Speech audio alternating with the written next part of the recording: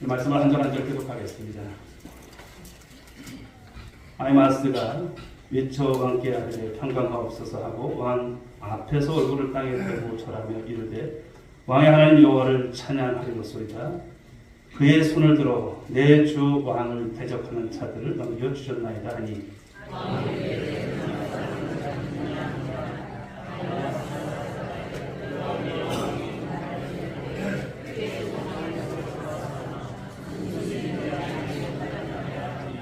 왕이 이르되 물러나 거기서 있으라 하매 물러나서 서 있더라.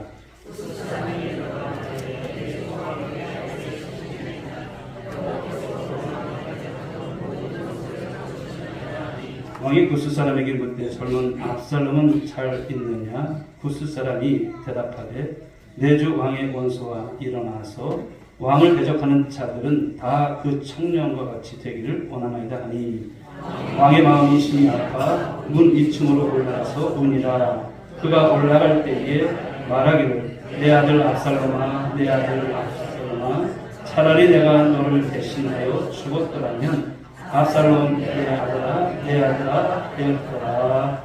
아멘. 네, 오늘 어버이 주일을 이렇게 함께 하셨는데 모든 영광 하나님께 올려드리고요.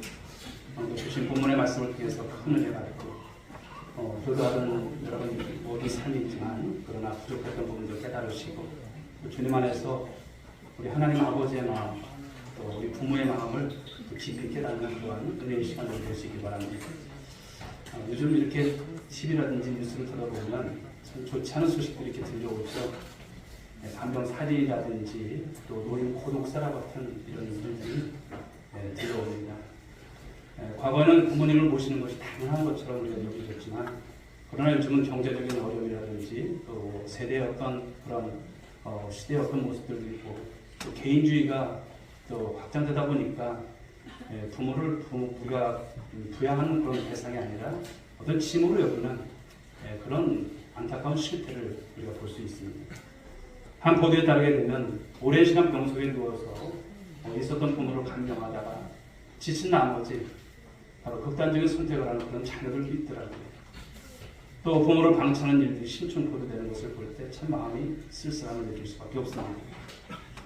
또 부모님께서 평생 일궈온 재산을 물려받은 뒤에는 정작 부모님 편찮으시자 연락을 끊거나 또 요양시설에 맡긴 뒤 한 번도 찾아오지 않아서 부모님이 그 낯선 곳에서 홀로 생을 마감하는 그런 일들도 우리 주위에는 있다라고 하는 사실입니다. 전문가들은 이러한 현상에 대해서 평생 자식을 위해서 헌신해온 부모들에게 신체적인 어떤 고통보다도 더 큰 배신감 그리고 절망을 안겨주는 최악의 노인 학대라 이렇게 진단하는 것을 보게 됩니다. 많은 사람들은 이러한 뉴스를 볼 때 분노를 하죠. 그리고 인간으로서 최소한의 돌이 맞춰 져버린 이런 세상이 참 부끄럽다 이런 반응을 보입니다. 그러나 이것이 오늘날 우리가 살아가는 삶에 있어서 어떤 한 단면의 모습들이 현실입니다. 사랑 여러분, 부모님이 누굴까요? 부모님은 나의 존재의 근원인 줄 믿습니다. 하나님께서 우리를 이 땅에 오게 하신 그 통로로서 부모님을 믿음의 가정 속에서 우리 자녀로서 또 가정 속에서 허락하신 분들이시죠. 오늘의 내가 있기까지 최선을 다해서 수고의 땀을 흘려주셨던 분, 그런 분들이 부모님이십니다. 그런데 자신의 모든 것을 다 쏟아 낳아주시고 또 길러주신 그 부모님의 그 은혜에 우리가 보답을 못할 망정 노년의 마지막 희망과 그리고 조남까지 빼앗는 일이 일어난다고 하는 것은 정말로 가슴 아픈 일이 아닐 수 없습니다.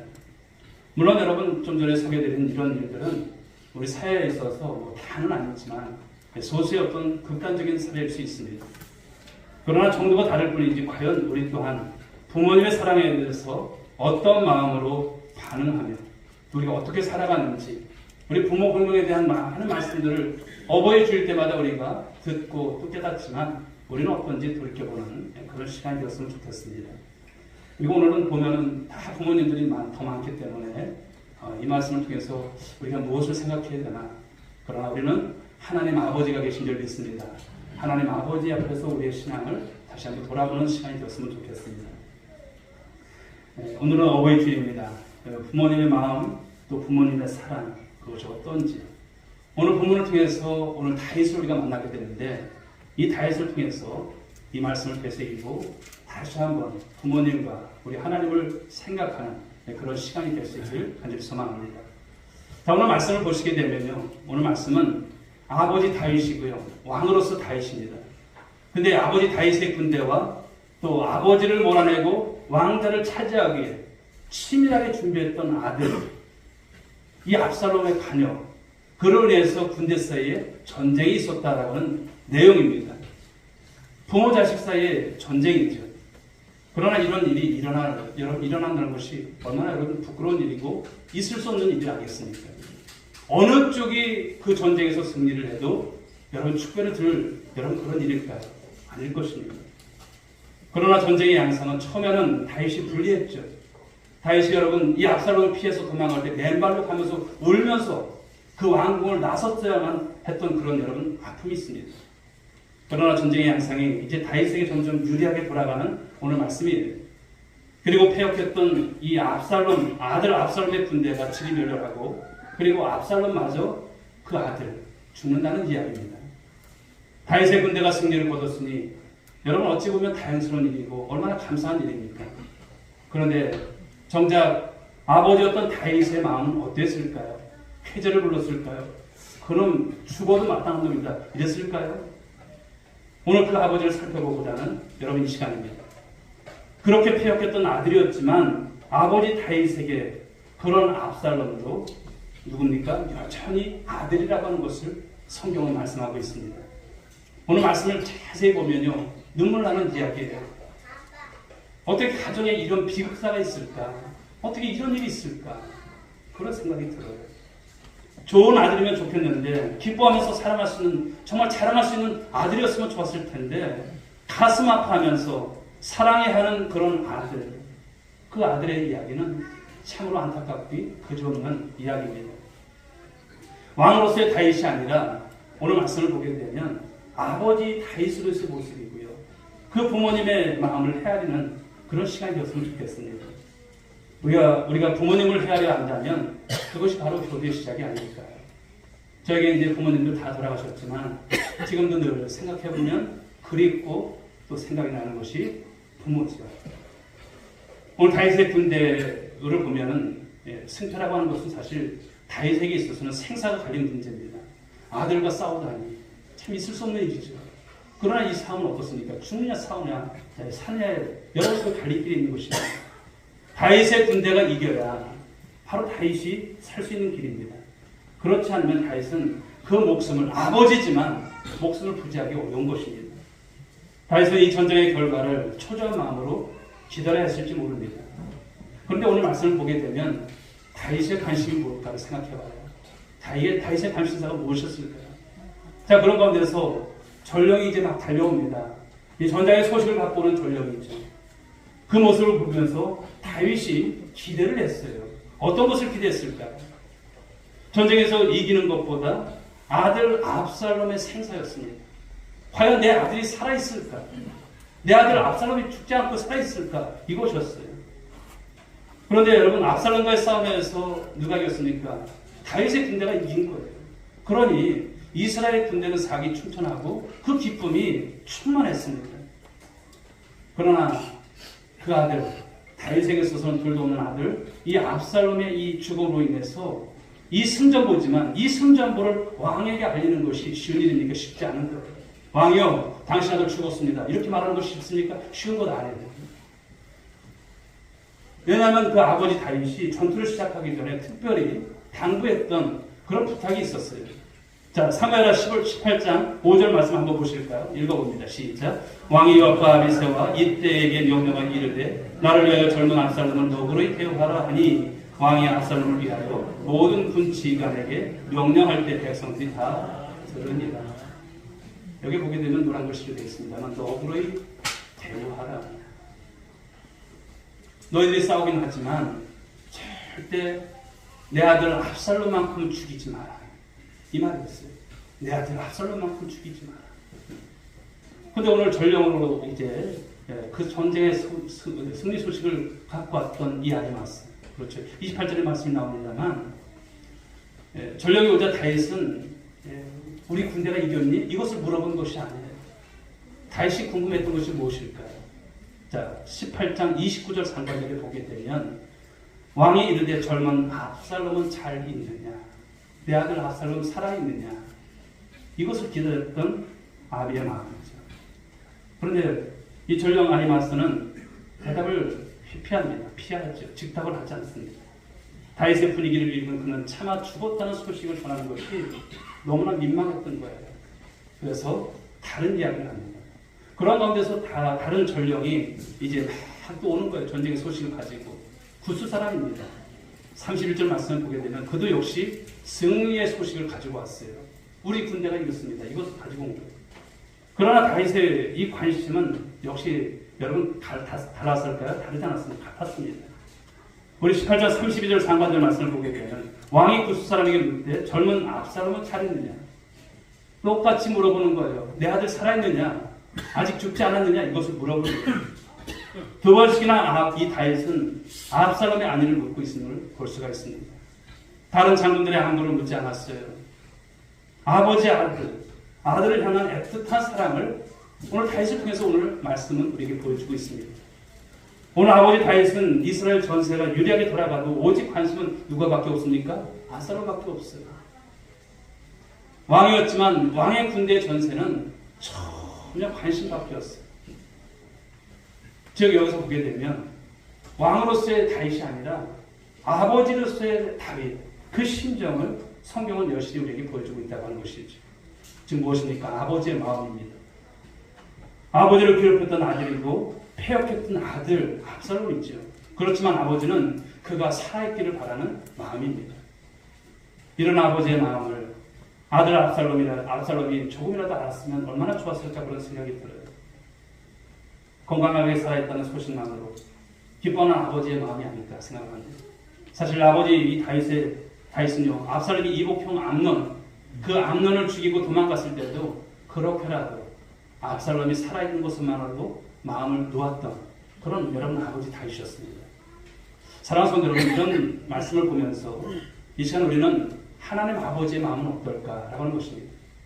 하나님 아버지의 마음도 다르지 않습니다. 우리를 자녀 삼으신 하나님, 그 하나님은 자기 아들을 대신 죽게 할 만큼 놀라운 사랑을 저와 여러분에게 쏟아 부으신 줄 믿으시기 바랍니다. 아버지로서 하나님의 마음이 얼마나 아프셨을까. 예수님께서 여러분 십자가에서 그 운명하실 때 뒤를 돌아보지 않으셨던, 우리가 표현을 그렇게 할 수밖에 없는 것이죠. 그러셨던 하나님이셨습니다. 그러나 그런 마음을 뛰어넘는 큰 사랑을 누구한테 주셨습니까? 우리에게 주신 줄 믿으시기 바랍니다. 하나님 아버지는 죄인들이 망하기보다, 우리가 여러분 그렇게 망하기보다 회개하고 돌아오기를 원하시는 하나님이라고 하는 것을 오늘 에스겔서 33장 11절은 말씀하고 있습니다. 우리 한번 같이 읽어볼까요? 시작. 주 여호와의 말씀이니라. 나의 삶을 두고 맹세하니 나는 악인이 죽는 것을 기뻐하지 아니하고 악인이 그의 길에서 돌이켜 떠나 사는 것을 기뻐하라. 이스라엘 족속아 돌이키라. 너의 악한 길에서 떠나라. 어찌 죽고자 하느냐 하셨다 하라. 여러분 이것이 누구의 마음입니까? 하나님 아버지의 마음이에요. 누가복음 15장에 보게 되면 우리가 잘 아는 탕자의 비유가 나오죠. 그 탕자 아들이 살아 돌아온 것만으로도 잔치를 열었던, 우리가 볼 때는 왜 잔치를 열어? 잘못된 자식 나가서 죽든지 말든지 이런 생각을 가질 수 있을까요? 그런데 그 아버지는 그러지 않았어요. 아들이 돌아온 것만으로도 잔치를 열 정도로 그 아비의 마음이 무엇인지를 우리에게 읽게 한 것입니다. 우리 하나님은요, 이런 하나님의 마음을 아버지들에게 주신 줄 믿으시기 바랍니다. 그래서 우리에게 이 세상에 사는 동안 이런 아버지를 바로 만나게 하셨다는 점입니다. 사랑하는 성도 여러분, 그 아버지를 생각하시기 바랍니다.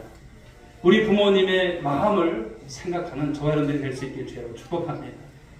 우리가 이런 아버지, 이런 부모님을 생각하면서 좀 더 좋은 자녀 되기를 다짐하면 좋겠습니다. 그리고 아버지를 웃게 하는 그런 성도들, 또 이 땅의 아버지도, 하늘 아버지도 웃게 하는 우리 성도들이 되기를 주님의 이름으로 축원드리겠습니다. 철저하게 아버지로서 아들 압살롬의 죽음을 슬퍼했던 이 다윗의 모습에서 왕으로서의 모습은 전혀 찾아볼 수가 없어요. 사랑하는 여러분, 이것이 누구의 모습입니까? 이것이 아버지의 모습입니다. 왕으로서의 역할보다 아비로서의 역할, 아버지로서의 역할이 더욱더 아름다운 여러분 그런 본문의 말씀이 아닐까요? 결국 다윗은 이 구스 사람, 이 전령 구스 사람을 통해서 압살롬의 죽음 소식을 오늘 듣는 것이 32절의 말씀이죠. 그 소식을 들었던 이 다윗 왕의 반응을 한번 보실까요? 우리 사무엘하 18장 33절 상관들이 이렇게 나와 있습니다. 왕의 마음이 심히 아파.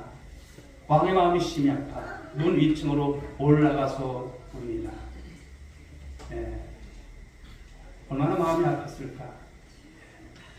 그리고 이어서 이런 고백을 합니다. 우리 사무엘하 18장 33절 하반절에서 읽어볼까요? 시작.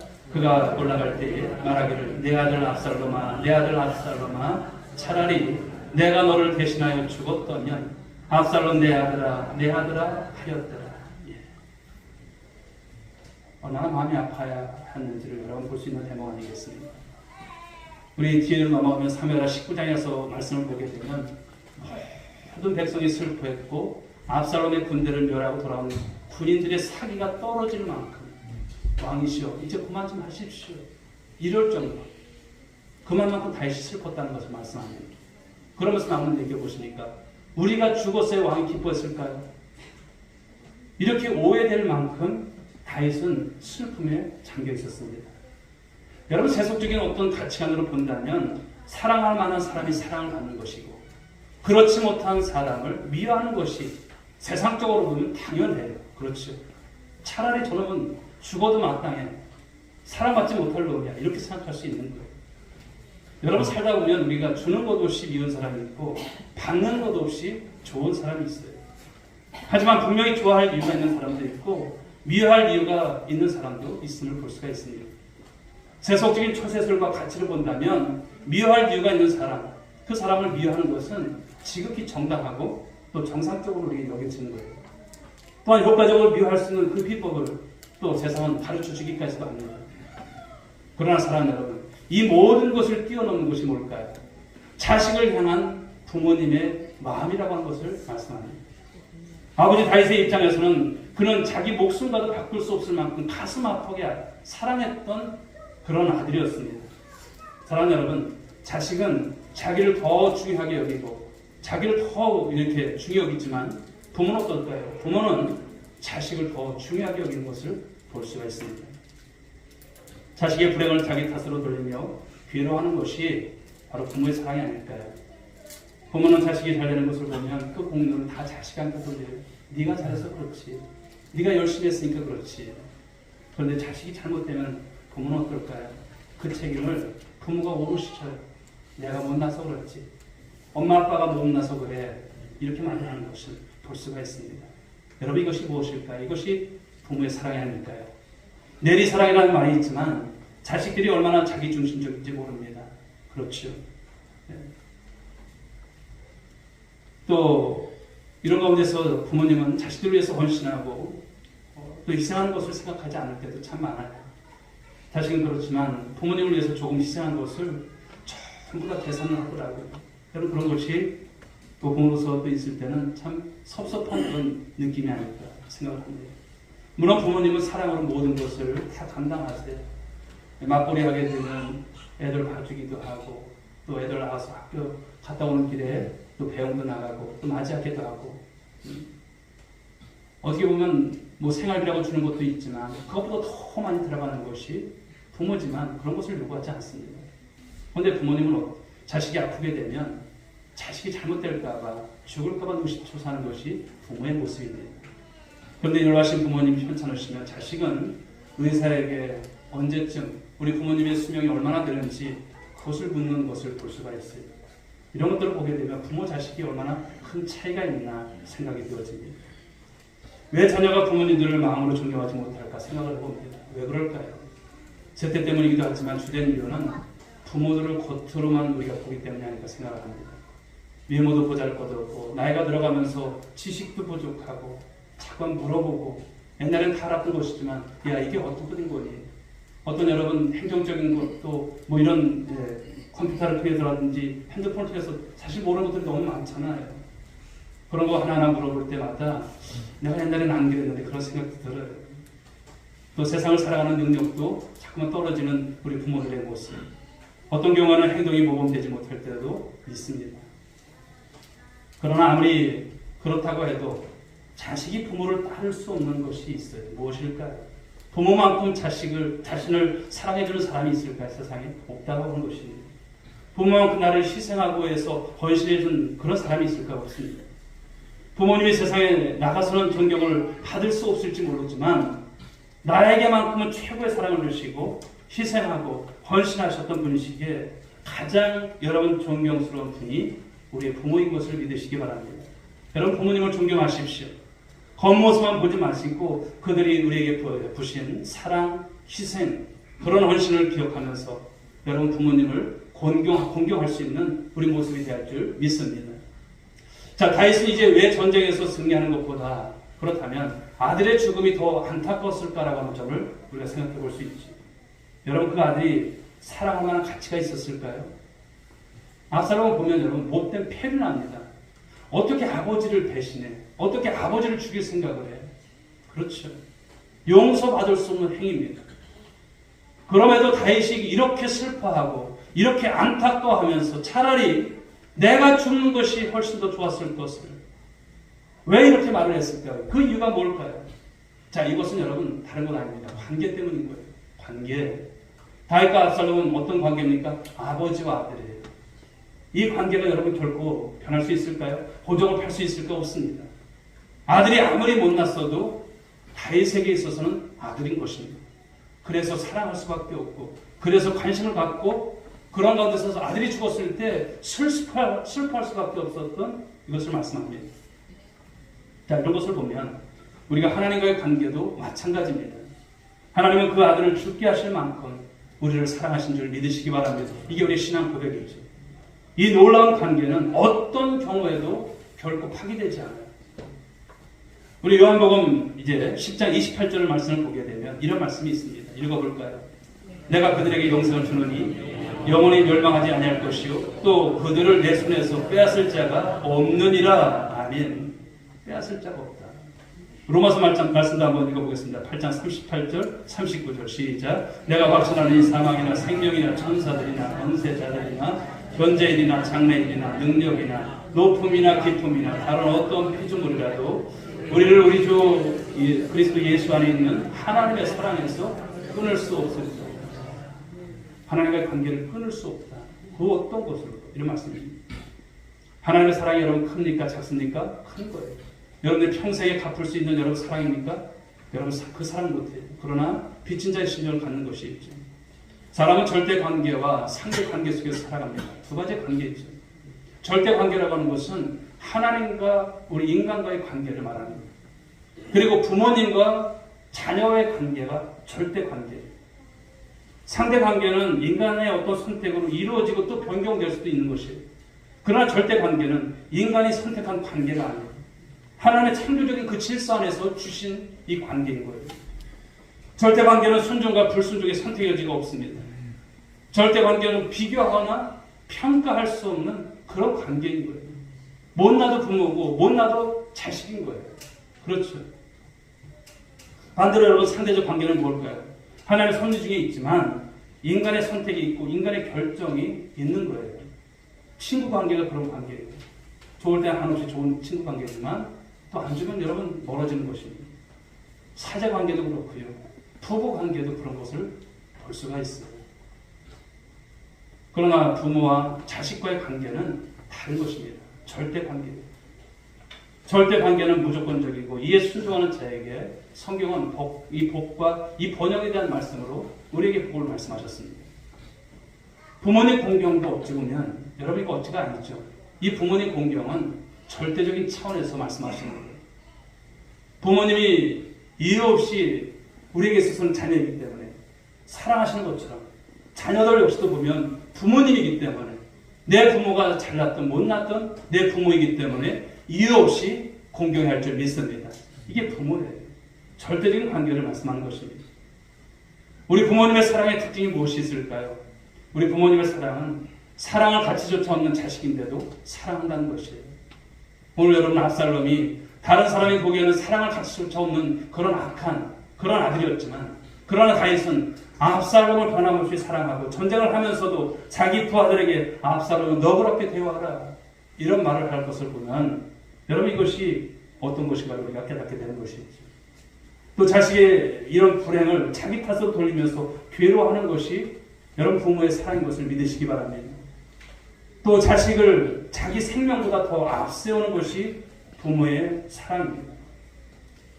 오늘 부모님의 사랑을 마음에 담고서 나를 낳아주시고 키워주신 부모님, 그 부모님을 한번 생각해 보시기 바랍니다. 그래서 성경은 부모님께 순종하고 공경하는 것에 대해서 어떤 말씀을 합니까?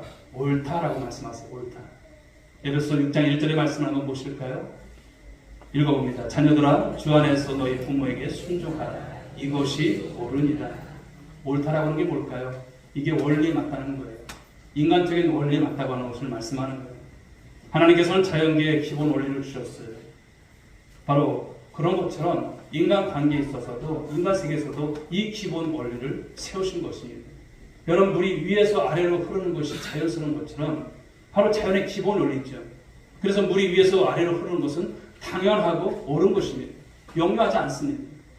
마찬가지로 부모가 자식을 사랑하고 또 희생하고 자식은 부모에게 보답하는 것은 하나님께서 세우신 인간 세계의 기본 원리라고 하는 것을 말씀하는 거예요.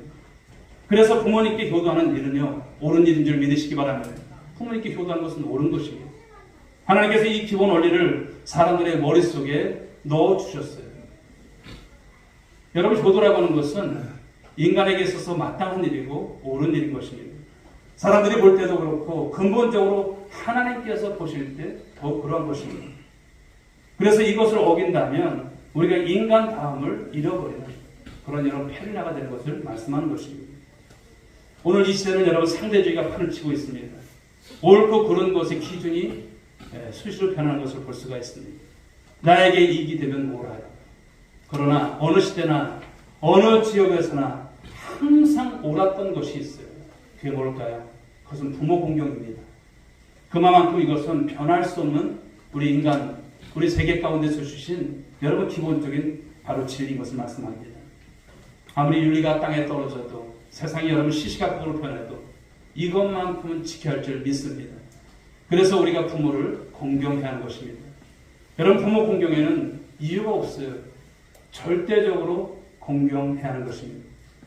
부모님은 이해관계를 떠나서 무조건 부모님이기 때문에 공경하는 것입니다. 아니 나는 싫어요. 엄마 내가 낳고 싶어서 이 세상에 태어나고 싶어서 태어났냐고. 왜 낳았냐고. 이런 말 하는 것도 사실은 잘못된 것입니다.